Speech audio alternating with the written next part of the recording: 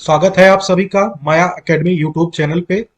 इस वीडियो में हम जनवरी से लेके जुलाई 2022 तक जितने भी महत्वपूर्ण राष्ट्रीय और अंतर्राष्ट्रीय घटनाक्रम हुए हैं उससे संबंधित आर्टिकल को डिस्कस करेंगे। ये जो वीडियो आएगा राष्ट्रीय और अंतर्राष्ट्रीय घटनाक्रम से संबंधित, ये ज्यादा बड़ा है तो इसीलिए इसको दो पार्ट में लाया जाएगा। ये आर्टिकल आपके प्री एग्जाम जो 2023 में आयोजित होंगे उसके लिए मोस्ट इंपॉर्टेंट है। तो चलिए डिस्कशन को स्टार्ट करते हैं। इसमें हमारा फर्स्ट जो टॉपिक है वो है मेजर ध्यानचंद खेल विश्वविद्यालय से संबंधित। इसकी आधारशिला 2 जनवरी 2022 को प्रधानमंत्री नरेंद्र मोदी के द्वारा उत्तर प्रदेश के मेरठ शहर में रखी गई है। तो ये मेरठ के सरधना कस्बे में स्थित है। ये यूपी यानी यूपी पीसीएस 2023 जो प्री एग्जाम होगा उसके लिए मोस्ट इंपॉर्टेंट है क्योंकि यूपी से संबंधित है। जो इसकी निर्माण की जो लागत आई है वो 700 करोड़ रुपए आएगी। इस विश्वविद्यालय के अंतर्गत सिंथेटिक हॉकी मैदान, फुटबॉल मैदान, बास्केटबॉल, वॉलीबॉल, हैंडबॉल, कबड्डी मैदान, लॉन टेनिस कोर्ट, जिम्नास्टिक के लिए हॉल, दौड़ के लिए synthetic stadium, swimming pool, cycling track सहित खेल की सुविधाएं होंगी। वहीं निशानेबाजी, स्क्वाश, भारोत्तोलन, तीरंदाजी सहित अन्य खेल की सुविधाएं भी इसमें मौजूद होंगी। इस विश्वविद्यालय के अंतर्गत 540 महिलाओं और 540 पुरुषों को एक साथ प्रशिक्षण दिया जा सकेगा। नेक्स्ट हमारा है पहला पेपरलेस हाई कोर्ट कौन सा है? तो केरल हाई कोर्ट भारत का फर्स्ट पेपरलेस कोर्ट बना है जिसका उद्घाटन डी वाई चंद्रचूड़ के द्वारा किया गया है। जस्टिस डी वाई चंद्रचूड़ को अभी हाल ही में 50वां सीजेआई यानी चीफ जस्टिस ऑफ इंडिया नियुक्त किया गया है। देख लीजिए, चीफ जस्टिस की जो नियुक्ति होती है वो संविधान के अनुच्छेद 100 आर्टिकल 124(2) के तहत इसकी नियुक्ति की जाती है, भारत के मुख्य न्यायाधीश की नियुक्ति। तो इसमें पहला जो पेपरलेस हाई कोर्ट बना है वो बना है केरल उच्च न्यायालय, केरल हाई कोर्ट। नेक्स्ट हमारा विश्व की सबसे लंबी मेट्रो रेल लाइन ये कहाँ पे स्थित है? तो चीन के संघाई प्रांत में। इसकी जो टोटल लंबाई है 831 किलोमीटर है। संघाई शहर जो है ये चीन का सबसे अधिक आबादी वाला शहर है, सबसे अधिक आबादी वाला शहर है चीन का भी और विश्व का भी। ये जो शहर है ये चीन के यांगत्से नदी के मुहाने पर स्थित है। नेक्स्ट है हमारा भारत का पहला एलपीजी युक्त और धुआं मुक्त राज्य। तो ये कौन बना है? हिमाचल प्रदेश बना है। देखिए, केंद्र सरकार की उज्ज्वला योजना आई थी 2016 में और हिमाचल प्रदेश सरकार की आई थी गृहिणी सुविधा योजना। इन दोनों योजनाओं की बदौलत ही हिमाचल प्रदेश भारत का पहला एलपीजी युक्त और धुआं मुक्त राज्य बना है। बात करें अगर उज्ज्वला योजना की तो इसकी शुरुआत 2016 में उत्तर प्रदेश के बलिया शहर से हुई थी। उत्तर प्रदेश के बलिया शहर से इसकी शुरुआत हुई थी। उज्ज्वला योजना के अंतर्गत क्या है? ईंधन के लिए लकड़ी पर निर्भरता कम करने और चूल्हे के धुएं से होने वाली गंभीर बीमारियों से महिलाओं को निजात दिलाने के लिए ये केंद्र सरकार के द्वारा 2016 में इसकी शुरुआत की गई थी। नेक्स्ट हमारा जो टॉपिक है हार्टफुलनेस इंटरनेशनल योग एकेडमी। तो जो इसकी आधारशिला रखी गई है वो केंद्रीय आयुष मंत्री सर्बानंद सोनोवाल के द्वारा कहां पे? हैदराबाद, तेलंगाना में रखी गई है। इस जो एकेडमी है इसमें ऐसे योग कक्ष होंगे जिसमें प्रत्येक कक्ष में योग की शिक्षा प्राप्त कर रहे 100 छात्र एक साथ आ सकते हैं। नेक्स्ट हमारा है ओडीएफ प्लस से संबंधित। तो स्वच्छ भारत मिशन चरण 2 के तहत 31 दिसंबर 2021 तक भारत के सबसे अधिक ओडीएफ प्लस गांवों की सूची में तेलंगाना राज्य फर्स्ट नंबर पे है। तेलंगाना राज्य के 14,200 गांव में से 13,737 गांव यानी टोटल अगर बात करें 96.74% गांव खुले में शौच से मुक्त हैं। उसके बाद तमिलनाडु आता है, फिर कर्नाटक आता है। ये आपके लिए मोस्ट इंपॉर्टेंट है। मोस्ट इंपॉर्टेंट इसमें फर्स्ट नंबर पे है तेलंगाना, सेकंड नंबर पे है तमिलनाडु तमिलनाडु और थर्ड नंबर पे है कर्नाटक। आपको ये तीनों नंबर याद रखने हैं। नेक्स्ट हमारा जो टॉपिक है वो है प्राकृतिक गैस प्रणाली में हाइड्रोजन के मिश्रण की पहली परियोजना। तो इस पहली परियोजना की जो शुरुआत की गई है वो गेल के द्वारा की गई है यानी gas authority of India limited के द्वारा। कहां पे? मध्य प्रदेश के इंदौर शहर में। ये इंदौर में कार्यरत एचपीसीएल के साथ गेल की संयुक्त उद्यम यानी joint venture company Avantika gas limited, उसको ये सप्लाई किया जाएगा। राष्ट्रीय हाइड्रोजन मिशन, ये देखिए राष्ट्रीय हाइड्रोजन मिशन इसकी घोषणा कब हुई थी? तो बजट 2021-22 में राष्ट्रीय हाइड्रोजन मिशन की घोषणा की गई थी। ये उसी के अनुरूप गेल ने गैस सिटी वितरण नेटवर्क में हाइड्रोजन सम्मिश्रण की तकनीकी व्यवसायिक समझौता स्थापित करने के लिए पायलट परियोजना के रूप में हाइड्रोजन सम्मिश्रण शुरू किया है। विश्व का सबसे बड़ा कैनाल लॉक, इसका उद्घाटन कहाँ किया गया है? तो यह है नीदरलैंड लैंड के एम्स्टर्डम बंदरगाह के पास ही एक छोटा बंदरगाह है, एजमुइडेन, वहीं पे इसका उद्घाटन किया गया। किसके द्वारा? तो डच राजा है विलेम अलेक्जेंडर के द्वारा किया गया है। इस जो लॉक की जो लंबाई है वो 500 मीटर है और चौड़ाई 70 मीटर है। इसकी जो अनुमानित बजट आई थी वो आई थी 338 बिलियन मिलियन डॉलर। नेक्स्ट हमारा भारत का पहला कोयला मिथलॉन पायलट संयंत्र, ये कहाँ पे है? तो देखिए, केंद्रीय भारी और उद्योग मंत्री महेंद्र नाथ पांडे ने 15 जनवरी 2022 को भारत का फर्स्ट कोयला से मिथलॉन पायलट संयंत्र देश को समर्पित किया है। इसका निर्माण किसके द्वारा किया जाता है? भेल के द्वारा किया जा रहा है, यानी भारत हैवी इलेक्ट्रिक लिमिटेड के द्वारा किया जा रहा है। नेक्स्ट हमारा महात्मा गांधी के नाम पर मेट्रो स्टेशन का नाम किस देश में रखा गया है? तो मॉरिशस में रखा गया है। जब प्रधानमंत्री नरेंद्र मोदी मॉरिशस की यात्रा पे गए थे तो उन्होंने मॉरिशस में सामाजिक आवास इकाई परियोजना का उद्घाटन किया था। उसके साथ ही दो अन्य परियोजनाओं का भी शिलान्यास किया था। वो दो अन्य परियोजनाएं कौन सी हैं? तो सिविल सर्विसेज कॉलेज की स्थापना और 8 मेगावाट के सौर पीवी फार्म का निर्माण भी। इसके बाद ही मॉरिशस के जो प्रधानमंत्री है पविंद्र कुमार जगन्नाथ, इन्होंने घोषणा की कि एक बड़े मेट्रो स्टेशन का नाम महात्मा गांधी के नाम पर रखा जाएगा। तो ये कहाँ पे रखा गया है? तो मॉरिशस में रखा गया है। मॉरिशस में महात्मा गांधी के नाम पर मेट्रो स्टेशन का नाम रखा गया है। कोविड-19 वैक्सीन पर स्मारक डाक टिकट जारी किया गया है।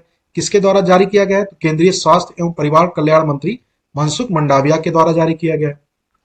किस उपलक्ष्य में जारी किया गया ये भी देख लीजिए। राष्ट्रीय कोविड-19 टीकाकरण कार्यक्रम की पहली वर्षगांठ थी, उसके अवसर पर यह डाक टिकट जारी किया गया है। बात करें अगर राष्ट्रीय कोविड-19 टीकाकरण कार्यक्रम की, तो इसकी जो शुरुआत हुई थी वो 16 जनवरी 2021 को हुई थी। मोस्ट इंपॉर्टेंट है आपके लिए, ये डेट पूछ सकता है। राष्ट्रीय कोविड-19 टीकाकरण कार्यक्रम की शुरुआत कब की गई थी? तो हमारा आंसर होगा 16 जनवरी 2021 को। इस डाक टिकट में क्या है? कोविड-19 वैक्सीन के साथ एक वरिष्ठ नागरिक को टीका लगाते हुए दिखाया गया है, जिसमें कोवैक्सीन सीसी की भी छवि बनी है। नेक्स्ट है हमारा पंडित जसराज कल्चरल फाउंडेशन से संबंधित। तो जो इस फाउंडेशन की जो स्थापना या लॉन्च किया गया है वो प्रधानमंत्री नरेंद्र मोदी के द्वारा लॉन्च किया गया है पंडित जसराज की 92वीं जयंती के अवसर पर। जो पंडित जसराज महाराज की जो डेथ हुई थी वो हुई थी 17 अगस्त 2020 को। कहां पे? न्यू जर्सी में इनका डेथ हुआ था। नेक्स्ट हमारा 35वां सूरजकुंड अंतरराष्ट्रीय शिल्प मेला, तो इसका उद्घाटन हरियाणा में किया गया है। केंद्रीय पर्यटन, कपड़ा, संस्कृति और विदेश मंत्रालय के सहयोग से इसका आयोजन किया जाता है। इस मेले में उज्बेकिस्तान ने भागीदार राष्ट्र के रूप में भाग लिया था। वहीं इस मेले की जो थीम स्टेट थी वो थी जम्मू कश्मीर। ठीक है, ये दोनों पॉइंट इंपॉर्टेंट है। और ये मेला कहां पे आयोजित किया गया? नेक्स्ट हमारा त्रिकोमाली तेल टैंक फार्म से संबंधित। तो श्रीलंका के मंत्रिमंडल ने भारत के साथ त्रिकोमाली तेल टैंक फार्म को संयुक्त रूप से विकसित करने की मंजूरी दी है। जो इसकी परिकल्पना की गई थी वो 35 साल पहले भारत श्रीलंका समझौता 1987 में की गई थी। वह उसके बाद 2003 में इंडियन ऑयल कॉर्पोरेशन ने एक श्रीलंकाई सहायक कंपनी लंका आईओसी की स्थापना की थी इसके विकास के लिए। साइबर सिक्योरिटी स्टार्टअप कंपनी है एक सिंप्लीफाई, उसका जो अधिग्रहण किया गया है वो गूगल के द्वारा किया गया है। ठीक है, जो ये सिंप्लीफाई है ये अमोस ईस्टर्न के नेतृत्व वाला स्टार्टअप कंपनी है। गूगल ने जिसको खरीदा है उसकी अनुमान लगभग 500 मिलियन डॉलर है, यानी 3730 करोड़ रुपए। ये देखिए सिंप्लीफाई काम क्या करता है? तो ये ऑटोमेशन और रिस्पांस सोल्यूशन प्रोवाइड करता है। ठीक है, कोपल टाइट क्लस्टर, इसकी देखिए निर्माण कहाँ किया गया? कर्नाटक में किया गया है। ये भारत का पहला खिलौना निर्माण क्लस्टर है, तो ये इंपॉर्टेंट है आपके लिए। भारत का पहला खिलौना निर्माण क्लस्टर कहाँ पे इसकी शुरुआत की गई है? तो कर्नाटक में इसकी शुरुआत की गई। इसमें खिलौना बनाना, उपकरण बनाना, पैकेजिंग का उत्पादन, इलेक्ट्रॉनिक्स विकसित करना, ठीक है, पेंट बनाना और अन्य सभी प्रकार के खिलौना निर्माण सामग्री शामिल है। जो इसकी देखिए फरवरी 2021 में भारत सरकार ने 2300 करोड़ रुपए की लागत से 8 खिलौना निर्माण समूहों को मंजूरी दी थी। ये 8 कौन कौन से? एक तो कर्नाटक में हो गया, जो 3 होंगे वो मध्य प्रदेश में होंगे और एक उत्तर प्रदेश, कर्नाटक में एक है ही, फिर तमिलनाडु में एक, उसके बाद राजस्थान में 2।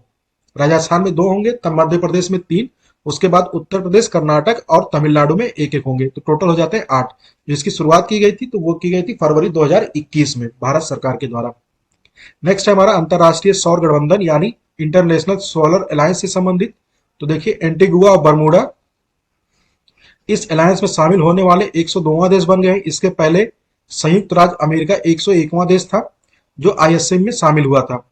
देखिए आईएसए क्या है, एक भारतीय पहल है जिसे भारत के प्रधानमंत्री और फ्रांस के राष्ट्रपति द्वारा 30 नवंबर 2015 को पेरिस यानी फ्रांस फ्रांस में किया गया था। कब? जब COP21 का आयोजन किया जा रहा था, तो उसी समय भारत के प्रधानमंत्री और फ्रांस के राष्ट्रपति के द्वारा इसका शुरुआत किया गया था।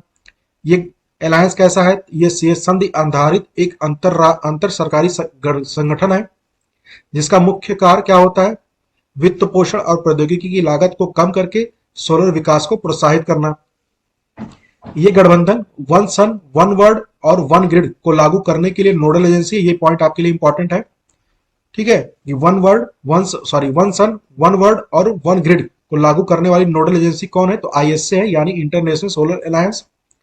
इसका मुख्य उद्देश्य क्या है? इस जो वन सन वन वर्ल्ड और वन ग्रिड का, इसका उद्देश्य है एक विशिष्ट क्षेत्र में उत्पन्न सौर ऊर्जा को किसी दूसरे क्षेत्र की बिजली की मांग को पूरा करने के लिए स्थानांतरित करना।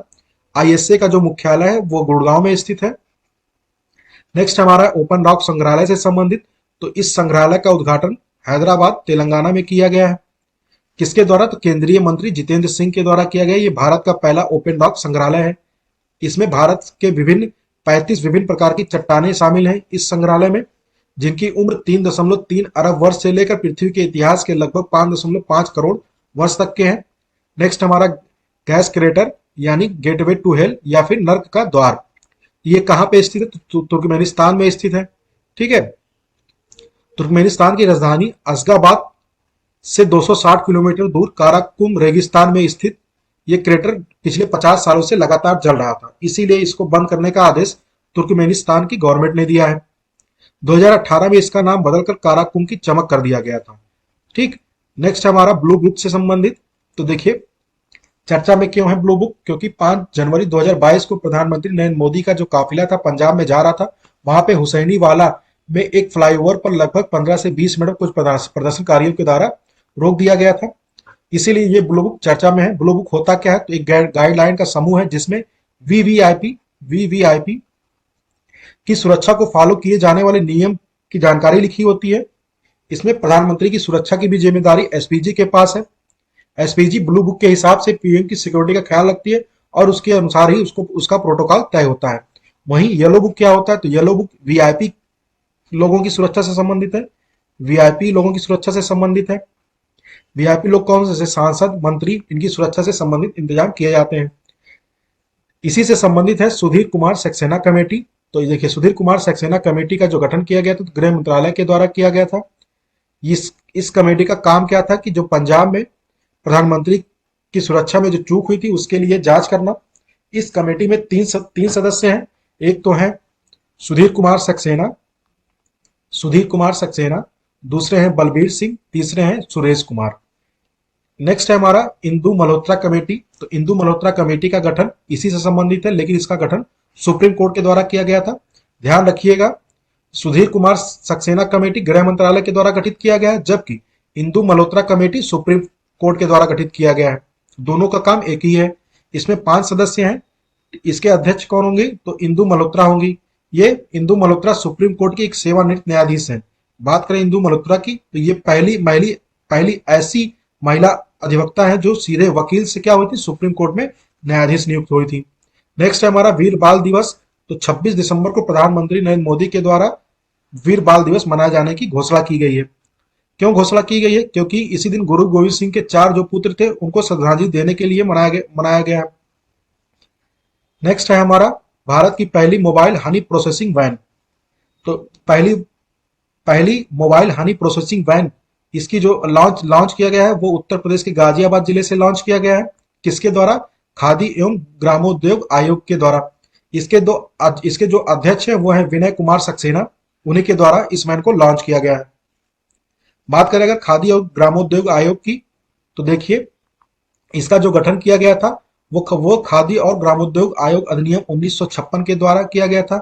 ये एक वैधानिक निकाय है जो सूक्ष्म, लघु और मध्यम उद्यम मंत्रालय के अंतर्गत कार्य करता है। इसी आयोग के द्वारा 2017 और 18 में हनी मिशन कार्यक्रम शुरू किया गया था। ठीक है। नेक्स्ट है हमारा जनरल बिपिन रावत सैनिक स्कूल से संबंधित, तो भारत के प्रथम chief of defence staff general Bipin Rawat को श्रद्धांजलि देने के लिए उत्तर प्रदेश के मुख्यमंत्री के द्वारा मैनपुरी जनपद में जो सैनिक स्कूल था उसका नाम अब जनरल बिपिन बिपिन रावत के नाम पे रखा गया है। इनकी जो डेथ हुई थी वो हुई थी 8 दिसंबर 2021 को तमिलनाडु के कुन्नूर में हेलीकॉप्टर के दुर्घटनाग्रस्त होने से। नेक्स्ट है हमारा चेन्नई अंतरराष्ट्रीय हवाई अड्डा से संबंधित, तो ये हवाई अड्डा शीर्ष 10 बड़े अंतरराष्ट्रीय हवाई अड्डों में शामिल है जो समय पर प्रस्थान सुनिश्चित करता है। इस हवाई अड्डे को 8वां स्थान मिला है, यानी टॉप 10 में शामिल है। जो स्थान मिला है 8वां मिला है। चेन्नई एयरपोर्ट क्या है? ये भारत का सबसे व्यस्तम हवाई अड्डा है जो 6वें नंबर पे है। इससे पहले विश्व के जो 3 हवाई अड्डे हैं वो कौन कौन से हैं? एक है संयुक्त राज्य अमेरिका का मियामी हवाई अड्डा, जापान का फुकुओका हवाई अड्डा और हनोडा हवाई अड्डा। नेक्स्ट है हमारा इंडोनेशिया की नई राजधानी, इसका नाम क्या रखा गया है? नुसंतारा रखा गया है। इससे पहले इंडोनेशिया की राजधानी जकार्ता हुआ करती थी, लेकिन अब बदलकर नुसंतारा रख दिया गया है। नेक्स्ट है हमारा 15 से 18 वर्ष की आयु के वर्ग बच्चों का टीकाकरण करने वाला भारत का पहला और केंद्र शासित प्रदेश कौन सा है? तो लक्षद्वीप है, जिसने 15 से 18 वर्ष के सभी बच्चों का टीकाकरण पूरा कर लिया है। 3 जनवरी 2022 को 15 से 18 आयु वर्ष के बच्चों का टीकाकरण कार्यक्रम शुरू किया गया था। विश्व का सबसे बड़ा राष्ट्रीय ध्वज कहां फहराया गया है? तो जैसलमेर में फैलाया गया है। जैसलमेर में एक जगह है लोंगेवाला, वहीं पे फैलाया गया। लोंगेवाला भारत पाकिस्तान सीमा पर स्थित है। ये जो लोंगेवाला स्थान है ये 1971 जब भारत पाकिस्तान की लड़ाई हुई थी तो उसका केंद्र स्थल लोंगेवाला था, इसीलिए वहीं पर विश्व का सबसे बड़ा राष्ट्रीय ध्वज फैलाया गया है। इसकी जो लंबाई थी 225 फीट और चौड़ाई 150 फीट थी। जो इसका वजन था वो 1400 किलोग्राम था। नेक्स्ट है हमारा पहला ग्राफीन नवाचार केंद्र, तो digital university Kerala centre for materials for electronics technology के सहयोग से भारत का पहला ग्राफीन नवाचार केंद्र केरल में स्थापित किया गया है। ग्राफीन क्या है? देखिए, ग्राफीन कार्बन के एक रूप में ग्रेफाइट से बनी ग्राफीन एक अणु की मोटाई वाली सामान्य कार्बन की पतली परत होती है। नेक्स्ट है हमारा पहली पैरा बैडमिंटन एकेडमी, तो ये इसका जो आधारशिला रखा गया है वो उत्तर प्रदेश के लखनऊ में रखा गया है। ठीक है, क्यों रखा गया ये भी आप देख लीजिए कि जो पेरिस यानी फ्रांस 2024 में पैरा ओलंपिक आयोजित होगा उसमें भारत को अपनी पदक तालिका में सुधार करना है, इसीलिए इस एकेडमी की आधारशिला उत्तर प्रदेश के लखनऊ शहर में रखी गई है। नेक्स्ट है हमारा राष्ट्रीय स्टार्टअप दिवस, तो भारत के स्टार्टअप इकोसिस्टम को बढ़ावा देने के लिए 16 जनवरी को राष्ट्रीय स्टार्टअप दिवस के रूप में मनाने की घोषणा की गई है। किसके द्वारा? प्रधानमंत्री नरेंद्र मोदी के द्वारा। देखिए, स्टार्टअप इंडिया इनोवेशन जो वीक मनाया गया था वो 10 जनवरी से लेके 16 जनवरी 2022 के बीच मनाया गया था। ये दिवस मनाने का जो मुख्य उद्देश्य है वो क्या है कि स्टार्टअप कल्चर को भारत के दूर दराज क्षेत्रों तक पहुंचाने और बढ़ावा देने के लिए शुरू किया गया है। 16 जनवरी का ही दिन क्यों चुना गया? क्योंकि 16 जनवरी 2016 को स्टार्टअप इंडिया पहल का शुभारंभ किया गया था। ठीक है, इसीलिए 16 जनवरी को स्टार्टअप दिवस मनाने जाने की घोषणा प्रधानमंत्री नरेंद्र मोदी के द्वारा की गई है। स्टार्टअप इकोसिस्टम में भारत विश्व में तीसरा स्थान रखता है। ये इंपॉर्टेंट पॉइंट है, याद रखिएगा कि स्टार्टअप कल्चर में या स्टार्टअप इकोसिस्टम में जो भारत का स्थान है विश्व में वो तीसरा स्थान है। 16 जनवरी को स्टार्टअप दिवस मनाए जाने की घोषणा की गई है, ये भी इंपॉर्टेंट पॉइंट है। नेक्स्ट हमारा भारत का पहला नैपकिन मुक्त गांव, ये कौन सा है? तो एक गांव है केरल में। ठीक है, देखिए केरल में एक गांव है कुंभलंगी गांव, उसको भारत का पहला नैपकिन मुक्त गांव घोषित किया गया है। इससे पहले इसी गांव को भारत के पहले मॉडल पर्यटन गांव के रूप में भी प्रशंसा की जा चुकी है, यानी ये भारत का पहला मॉडल पर्यटन गांव भी रह चुका है। उसके बाद जो ये गांव था ये भारत का पहला नैपकिन मुक्त गांव भी घोषित हुआ है। नेक्स्ट हमारा संघीय कॉर्पोरेट टैक्स से संबंधित, तो इसको कहां पे लागू किया गया? तो संयुक्त अरब अमीरात में, यानी यूएई में। ठीक है, संघीय कॉर्पोरेट टैक्स को लागू करने की घोषणा की गई है। ये कब से लागू होगा? तो 2023 से लागू होगा। 3,75,000 दिरहम मुद्रा से अधिक के लाभ पर 9% टैक्स लगाया जाएगा। नेक्स्ट हमारा north east on vehicle campaign से संबंधित, तो जो इसकी शुरुआत की गई है वो विदेश राज्य मंत्री मीनाक्षी लेखी के द्वारा शुरुआत की गई है। ये एक मोटरसाइकिल अभियान है। इसकी जो शुरुआत संस्कृति मंत्रालय और अमेजिंग नमस्ते फाउंडेशन के द्वारा किया गया है। ये आजादी का अमृत महोत्सव के तहत 8 से 16 अप्रैल 2022 के बीच में नॉर्थ ईस्ट ऑन व्हीकल अभियान कार्यक्रम आयोजित किया गया। इसमें पूरे देश से 75 बाइकर्स का चयन किया गया जो 6 समूहों में यात्रा करते हुए उत्तर पूर्व के क्षेत्र में लगभग 9000 किलोमीटर की दूरी तय करेंगे। इस इस जो ये अभियान शुरू किया गया है, इसका एक और मुख्य उद्देश्य है, वह है देखो अपना देश पहल को बढ़ावा देना। नेक्स्ट है हमारा एयर इंडिया से संबंधित। तो एयर इंडिया को टाटा सन्स को सौंप दिया गया है। ठीक है, एयर इंडिया का जो अधिग्रहण किया गया है वो टाटा सन्स के द्वारा किया गया है। इसका जो राष्ट्रीयकरण किया गया था तो 69 साल पहले किया गया था। 1932 में इसकी स्थापना हुई थी टाटा एयरलाइंस की। उसके बाद इसका राष्ट्रीयकरण किया गया था। नेक्स्ट है हमारा राष्ट्रीय युवा संसद महोत्सव 2022 से संबंधित। तो ये इसका तीसरा संस्करण आयोजित किया गया था नई दिल्ली में। इसका आयोजन लोकसभा सचिवालय और युवा मामले और खेल मंत्रालय के द्वारा संयुक्त रूप से किया जाता है। नेक्स्ट है हमारा स्वतंत्रता संग्राम सेनानी संगोली रायन्ना से संबंधित। तो कर्नाटक सरकार ने 180 करोड़ रुपए की लागत से इनके नाम पर एक स्कूल स्थापित करने की योजना बनाई है। संगोली रायन्ना ये कित्तूर के एक महान योद्धा थे जिन्होंने रानी चेन्नम्मा के साथ व्यक्तिगत सिद्धांत के खिलाफ लड़ाई लड़ी थी। ये व्यक्तिगत सिद्धांत डलहौजी के द्वारा लाया गया था। डलहौजी के द्वारा लाया गया था। इस सिद्धांत के अनुसार अगर किसी राज्य के शासक की मृत्यु निसंतान हो जाती है तो उस राज्य पर जो अधिकार होगा वो ब्रिटिश का होगा। नेक्स्ट है कौशल और उद्यमिता विकास विश्वविद्यालय से संबंधित। तो इस विश्वविद्यालय की स्थापना कहाँ की जाएगी? कर्नाटक में की जाएगी। कर्नाटक के चयनित हिस्सों में भर्ती और शिक्षा संस्थानों में कल्याण कर्नाटक क्षेत्र के उम्मीदवारों के लिए 8% सीटें जो है आरक्षित की जाएंगी। नेक्स्ट है शिलांग टेक्नोलॉजी पार्क से संबंधित। तो मेघालय के मुख्यमंत्री हैं कर्नाड के संगमा, उनके द्वारा शिलांग में शिलांग टेक्नोलॉजी पार्क का उद्घाटन किया गया। इसका जो मुख्य उद्देश्य है वह है विश्व भर में काम कर रहे मेघालय के युवाओं को अपने गृह राज्य की ओर आकर्षित करना। ठीक है, ये इसका मुख्य उद्देश्य है। जो इसकी स्थापना की जा रही है वो शिलांग में की जा रही है। गणतंत्र दिवस परेड 2022 26 जनवरी 2022 को भारतीय संविधान को अपनाने के उपलक्ष्य में 73वां गणतंत्र दिवस मनाया गया है। जो इस साल गणतंत्र दिवस मनाया गया था वो 73वां था। इस गणतंत्र दिवस की परेड पर क्या होता है? सर्वश्रेष्ठ झांकी और सर्वश्रेष्ठ मार्चिंग टुकड़ियों के परिणाम घोषित किए जाते हैं। इसमें उत्तर प्रदेश की झांकी को सर्वश्रेष्ठ झांकी के रूप में चुना गया है। ये इंपॉर्टेंट है, ये पॉइंट आपके एग्जाम के लिए इंपॉर्टेंट है कि किस झांकी को सर्वश्रेष्ठ घोषित किया गया है। तो उत्तर प्रदेश को किया गया है। तीनों सेनाओं में भारतीय नौसेना को मार्चिंग टुकड़ी के सर्वश्रेष्ठ मार्चिंग टुकड़ी के रूप में चुना गया है। वहीं केंद्रीय औद्योगिक सुरक्षा बल यानी CISF को सर्वश्रेष्ठ टुकड़ी के रूप में नामित किया गया है। केंद्रीय मंत्रालय और विभागों की श्रेणी में शिक्षा मंत्रालय और नागरिक उड्डयन मंत्रालय की झांकी को संयुक्त रूप से विजेता घोषित किया गया है। तो ये जितने पॉइंट है ये इंपॉर्टेंट है आपके प्री एग्जाम के लिए।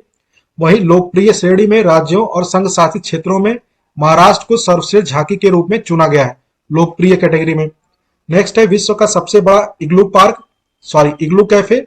ये कहां पे है? तो जम्मू कश्मीर के गुलमर्ग में है विश्व का सबसे बड़ा इग्लू कैफे। इस कैफे का जो नाम है वो स्नो ग्लू है, जिसे वसीम शाह के द्वारा बनवाया गया था। इस कैफे का जो व्यास है वो 44.5 फीट और ऊंचाई 37.5 फीट है। इससे पहले विश्व का जो सबसे बड़ा कैफे था वो स्विट्जरलैंड में स्थित था, लेकिन अभी वर्तमान में जो विश्व का सबसे बड़ा इग्लू कैफे है वो जम्मू कश्मीर के गुलमर्ग में स्थित है। नेक्स्ट है Skoch state of governance ranking 2021 से संबंधित। तो देखिए इस रैंकिंग में आंध्र प्रदेश सरकार ने एक बार फिर से प्रथम रैंक हासिल किया है। उसके बाद पश्चिम बंगाल, उड़ीसा, गुजरात और महाराष्ट्र है। तो फर्स्ट नंबर पे है आंध्र प्रदेश, सेकंड नंबर पे है पश्चिम बंगाल, उसके बाद उड़ीसा, फिर गुजरात, फिर महाराष्ट्र का नंबर आता है। ठीक है, किसमें? तो यह है स्टेट ऑफ गवर्नेंस रैंकिंग 2021 से संबंधित। आर्टिफिशियल स्लालम कोर्स, देखिए मध्य प्रदेश के भोपाल शहर में भारत का पहला आर्टिफिशियल स्लालम कोर्स बनाने की योजना है। इसमें क्या होगा? एशियाड और ओलंपिक की तैयारी के लिए बनाया जा रही इस कोर्स की जो लागत है वो 10 से 15 करोड़ रुपए आएगी। ओलंपिक, एशियन गेम्स और वर्ल्ड चैंपियन जैसे बड़े आयोजन आर्टिफिशियल स्लालम कोर्स पर ही आयोजित होते हैं। तो जो इसका निर्माण होगा वो मध्य प्रदेश के भोपाल शहर में होगा। नेक्स्ट है अटल सुरंग से संबंधित। तो देखिए अटल सुरंग को वर्ल्ड बुक ऑफ रिकॉर्ड के द्वारा 10,000 फीट से अधिक ऊंचाई पर स्थित विश्व की सबसे लंबी सुरंग के रूप में प्रमाणित किया गया है। ये जो सुरंग है ये मनाली को हिमाचल प्रदेश के लाहुल स्पीति घाट से जोड़ने के लिए 9.02 किलोमीटर लंबी इस सुरंग का निर्माण किया गया था। ये जो सुरंग है ये सोलांग घाटी को सिसु से जोड़ती है, तो ये याद रखिएगा। ये जो टनल बनाया गया है ये सोलांग घाटी को सिसु से जोड़ने का काम करती है। जो इसकी लंबाई है वो 9.02 किलोमीटर है। नेक्स्ट है हमारा national centre of excellence in carbon capture and utilisation से संबंधित। तो देखिए भारत में सीसीयू यानी कार्बन कैप्चर एंड यूटिलाइजेशन के लिए 2 राष्ट्रीय उत्कृष्टता केंद्र स्थापित किए जा रहे हैं। ये 2 केंद्र कौन कौन से हैं? National centre of excellence in carbon capture and utilisation, जो इस सेंटर की स्थापना आईआईटी बॉम्बे में की जा रही है। दूसरा है national centre in carbon capture and utilisation, ये Jawaharlal Nehru centre of advance scientific research Bangalore में किए जा रही हैं। ये जो 2 सेंटर स्थापित किए जा रहे हैं ये विज्ञान और प्रौद्योगिकी विभाग के समर्थन से स्थापित किया जा रहा है। कम्युनिटी इनोवेटर फेलोशिप से संबंधित नेक्स्ट हमारा टॉपिक है। तो अटल नवाचार मिशन, नीति आयोग और संयुक्त राष्ट्र विकास कार्यक्रम ने विज्ञान में महिलाओं और बालिकाओं के अंतरराष्ट्रीय दिवस के उपलक्ष्य में कम्युनिटी इनोवेटर फेलोशिप का शुभारंभ किया है। तो इसमें तीन डिपार्टमेंट शामिल है। एक अटल इनोवेशन मिशन है, दूसरा है नीति आयोग, तीसरा है संयुक्त राष्ट्र और विकास कार्यक्रम। इसमें क्या है, विज्ञान में महिलाओं और बालिकाओं की भागीदारी उपलब्ध कराने के लिए कम्युनिटी इनोवेटर फेलोशिप का शुभारंभ किया गया है। ये जो फेलोशिप है ये 1 वर्ष की अवधि तक चलने वाला एक फेलोशिप कार्यक्रम है, जिसे सामाजिक आर्थिक पृष्ठभूमि पर ध्यान दिए बिना महत्वाकांक्षी समुदाय के लिए तैयार किया गया है। भारत की सबसे बड़ी कुश्ती एकेडमी रेल मंत्रालय के द्वारा दिल्ली के किशनगंज में स्थापित की जा रही है। ये भारत की सबसे बड़ी कुश्ती एकेडमी होगी। रेलवे की तरफ से सुशील कुमार, साक्षी मलिक, रवि कुमार और बजरंग पूनिया ने रेलवे की तरफ से पदक जीते हैं कुश्ती में। डॉगथॉन 2022, तो नारकोटिक कंट्रोल ब्यूरो के द्वारा डॉगथॉन 2022 का आयोजन किया गया है। नेक्स्ट है वाटर टैक्सी सेवा, तो ये मुंबई में वाटर टैक्सी सेवा की शुरुआत की गई है। किस प्रोजेक्ट के तहत? तो सागरमाला कार्यक्रम के तहत इसकी शुरुआत की गई है। वाटर बस या वाटर टैक्सी क्या होता है? तो एक प्रकार का वाटर क्राफ्ट है जिसका उपयोग शहरी क्षेत्रों में निजी और सार्वजनिक परिवहन प्रदान करने के लिए किया जाता है। नेक्स्ट है एशिया का सबसे बड़ा बायो सीएनजी संयंत्र कहाँ पे स्थापित किया जा रहा है?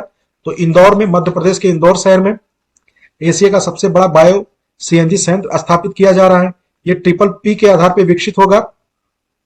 इसमें हर रोज 550 टन गीले कचरे से 18,000 किलोग्राम बायो सीएनजी और बड़ी मात्रा में कंपोस्ट खाद बनाई जाएगी। नेक्स्ट है Vikram Sarabhai children innovation centre से संबंधित। तो इस सेंटर की जो शुरुआत की गई है वो गुजरात में की गई है। इसका जो मुख्य उद्देश्य है वो बच्चों की नवीन क्षमताओं को पहचानना, पालन पोषण और नवाचार को प्रोत्साहित करना है। इसमें गुजरात विश्वविद्यालय स्टार्टअप और उद्यमिता परिषद यूनिसेफ की साझेदारी में गुजरात विश्वविद्यालय द्वारा शुरू किया गया है। नेक्स्ट है 100वां हर घर जिला। तो देखिए 100वां हर घर जिला कौन बना है? हिमाचल प्रदेश का एक आकांक्षी जिला है चंबा। ये देश का 100वां हर घर जिला बना है। इससे पहले चंबा से पहले जो 4 अन्य आकांक्षी जिले हैं, भद्राद्री, कोठागुड़म, जयशंकर, भूपपल्ली, कोमाराम, भीम, आसिफाबाद, ये सभी तेलंगाना में है। और हरियाणा का एक जो जिला है वो है मेवात।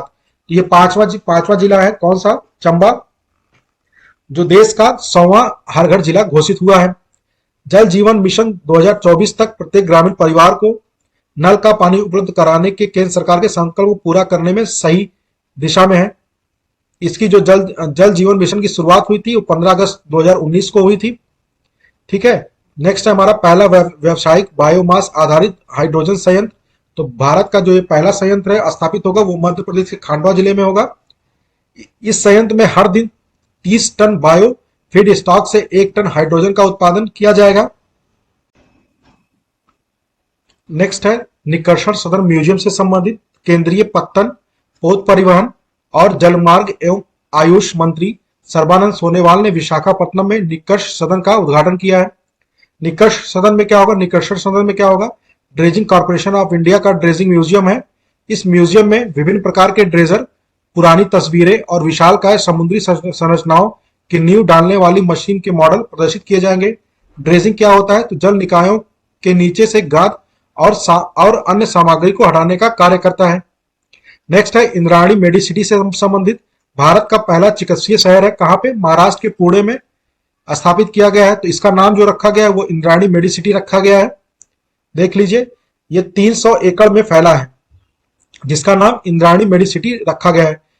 इस्लामोफोबिया से मुकाबले के लिए अंतरराष्ट्रीय दिवस, तो संयुक्त राष्ट्र महासभा ने 15 मार्च को इस्लाम इस्लामोफोबिया का मुकाबला करने के लिए अंतरराष्ट्रीय दिवस के रूप में घोषित करने के प्रस्ताव को मंजूरी दी है।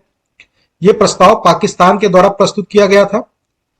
तो कब मनाए जाने की घोषणा की है? 15 मार्च को। किस लिए? इस्लामोफोबिया से मुकाबला करने के लिए।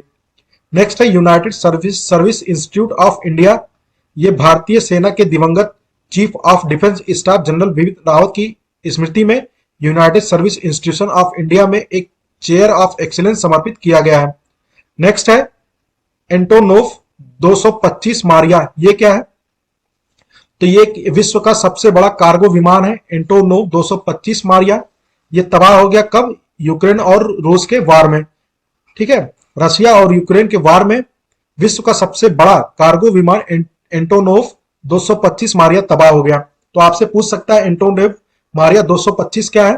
तो आपको याद रखना है कि यह विश्व का सबसे बड़ा कार्गो विमान था जो तबाह हो गया है। इसका यूक्रेनी भाषा में जो अर्थ होता है वो होता है सपना। ठीक है, एंटोनोव मारिया का जो मतलब होता है उसका अर्थ होता है सपना। यह है जनवरी से लेके जुलाई 2022 तक के सभी अंतरराष्ट्रीय और राष्ट्रीय घटनाक्रम का पहला पार्ट।